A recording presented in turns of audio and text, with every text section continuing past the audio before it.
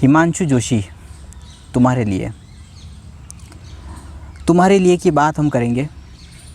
तुम्हारे लिए एक ऐसा उपन्यास तो बहुत पढ़े हुए हैं, पर हिमांशु जोशी की बात यहाँ पे क्यों कर रहा हूँ, क्योंकि रोमांटिक उपन्यासों की अगर बात करें तो हिमांशु जोशी का एक अलग ही हम कह सकते हैं कि एक अंदाज़ है।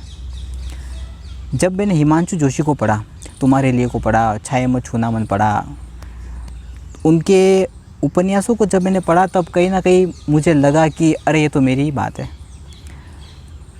हिमांशु जोशी की जो भूमिकाएं होती है उनमें भी दर्शक उन्हें बहुत सारे पत्र लिखा करते थे कि ये तो हमारी ही कहानी है, मैं भी इस तरह से ये कार्य करता था, मुझे भी इस तरह के इंसान मिले थे, तो कहाँ से आपने इस तरह से लिख लिया। तो हिमांशु जोशी जी कहते हैं कि कहानियाँ जो होती है, कहानी तब तक कहानी है कि जब तक वो कहीं जिया हुआ यथार्थ ना लगे। तो जिए हुए यथार्थ की बात हिमांशु जोशी की कलम करती है। इस कारण से ही तुम्हारे लिए उपन्यास को ना जाने मैंने कितनी बार पढ़ा होगा। जब उसकी भूमिका मैंने पढ़ी थी तब उस पर एक जगह पे आया था, उल्लेख था एक जगह पे कि एक अमेरिका का व्यक्ति है, उसने उसे 250 बार पढ़ा। जी हाँ, कितने आश्चर्य की बात है कि किसी उपन्यास को कोई व्यक्ति 250 बार भी पढ़ सकता है। कुछ व्यक्ति तो ऐसे थे जो किसी दूसरे राज्य में रहते हैं और जिन जगहों का हिमांशु जी उल्लेख करते हैं वहाँ पर वो पहुँच गए, उन्हें देखने के लिए, उन जगहों को महसूस करने के लिए वो वहाँ पर पहुँच गए। तो कुछ ऐसा ही जादू मुझे हिमांशु जोशी में लगता है। अब वो हमारे बीच नहीं रहे, पर उनकी रचनाएं आज भी हमारे पास है, हमारे आसपास उस माहौल को बनाती है जो हमें खुद जिया हुआ लगता है। तो यहाँ पर तुम्हारे लिए कि मैं कुछ छोटी सी बात करूँगा।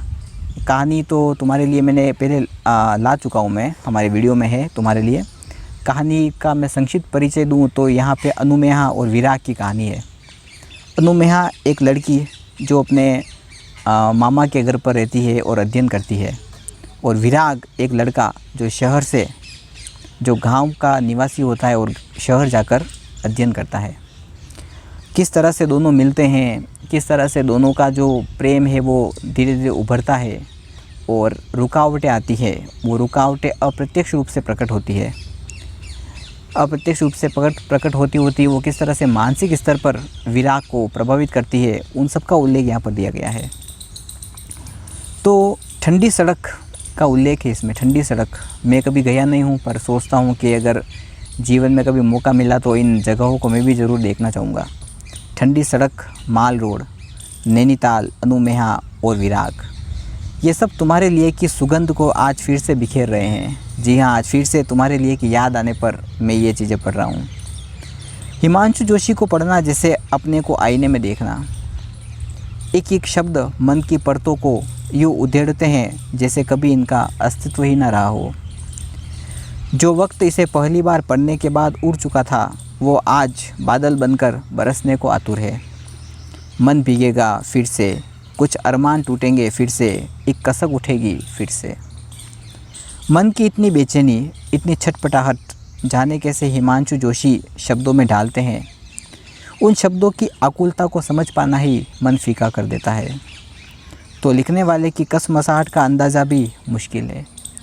हिमांशु जोशी कहते हैं कि ये कहानी उनके खुद के जीवन पर भी बताते हैं कथानक को, कि वो खुद के जीवन पर लिखा हुआ है उन्होंने, कि कैसे एक संघर्षशील युवा अपना अध्ययन जारी रखता है, अपने माता पिता के सपनों को पूरा करने की जो कवायद है वो रखता है। इसी बीच में उसकी माताजी का देहांत हो जाता है। उसके पिताजी पुरोहिताई का कार्य करते हैं, जिसे वो भीख मांगने के समान यहाँ पर उसकी संज्ञा देता है, और अपने पिताजी के कह सकते हैं कि संघर्ष के दिनों को बदलना चाहता है। एक छोटा भाई होता है जिसे भी वो शिक्षा दिला पाने में असमर्थ अपने आप को महसूस करता है।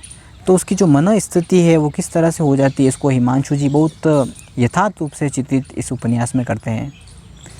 अंत में जाते जाते बीच में ही ट्विस्ट, हम कह सकते हैं ट्विस्ट शब्द का मैं यहाँ पर उपयोग कर रहा हूँ, सुहास नाम का एक ट्विस्ट आता है। तो प्रेम में जो मानसिक उथल पुथल हो जाती है उसी का प्रभाव विराग पर पड़ता है, और वो ये समझता है कहीं ना कहीं कि अनुमेहा और जो सुहास है उसके बीच में किसी न किसी तरह की घटनाएं हो रही है। पर वास्तव में ऐसा नहीं हो पाता।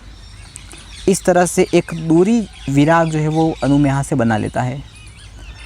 अंत तक जाते जाते बहुत सालों के बाद अनुमेहा एक डॉक्टर बन जाती है और विराग भी अपना जीवन जी रहा होता है। किसी उधेड़-बुन में अपना जीवन किसी तरह से वो जी रहा होता है। पिताजी की उसकी मृत्यु हो जाती है, छोटे भाई की जिम्मेदारी वो अच्छी तरह से निभा लेता है और इस तरह से उसका जीवन चलता है। एक दिन अचानक ही दोनों अनुमेहा और विराग एक अस्पताल में मिलते हैं जहाँ वो डॉक्टर होती है। जब विराग उसे पुनः शादी के लिए कहता है कि मैं अब तुम्हें अपनाना चाहता हूँ, तब अनुमेहा अपनी पिछली बातों को स्मरण करते हुए या अपने कह सकते हैं कि प्यार को अमर बनाने के लिए वो इसको विवाह बंधन में बांधने से मना कर देती है। और उसी समय उसे सुहास के दुर्घटना की भी जानकारी मिलती है कि सुहास भी अब इस दुनिया में नहीं रहा। तो एक तरह से विरक्ति अनुमेहा को हो जाती है इस संसार से और वो अपना सारा जीवन जो है वो रोगियों की सेवा में समर्पित कर देती है और विराग वहीं का वहीं अकेला का अकेला रह जाता है। तो वही बात यहाँ पे होती है कि विराग एक विरक्त सन्यासी और अनुमेहा उसकी अतृप्त इच्छा। एक ऐसा इंसान जो रीता ही जीता है और अपना रीतापन लिए भी अनुमेहा के संसार को पा नहीं सकता है। कैसी छटपटाहट का सामना करता सा है विराग, जिस पर जीवन समर्पण किया, बदले में उसने भी किया, पर अंत में वही अकेलापन। जिंदा रहना पर एक कसूरवार की तरह और अनुमेहा का बेकसूर होकर भी मर जाना। ठंडी सड़क की बातें आज फिर कदमों को विराग के साथ मिला रही है। फिर उधेड़-बुन भरी बातें याद आ रही है। फिर बाबूजी के आखिरी शब्द, फिर बिना स्त्री के जोगियों का घर, फिर वो अस्पताल की चेयर, फिर वो हवाई जहाज़ का टिकट। जाने कैसे सब बातें अपनी सी है। जब आप पढ़ेंगे तब इन शब्दों को आप महसूस करेंगे। शायद इसीलिए नज़रों में पूरी तस्वीर आज भी गुम जाती है। पापी भी पुण्यात्मा बन सकता है जैसी दार्शनिकता भी आज कहीं ना कहीं ठहरी सी लगती है और हालातों को देखकर मन भी विराग की तरह वैराग्य धारण कर लेता है। इतना पढ़ लिख लेने के बाद भी किसी के काम ना आ पाना, ये विराग की आशंका है तो कहीं ना कहीं मेरी सच्चाई भी है। विराग की तरह ही कोरी भावुकता से ऊपर उठकर सोचना और हर हालात में परिवर्तन देखना, ये भी सीखा लगता हूँ मैं।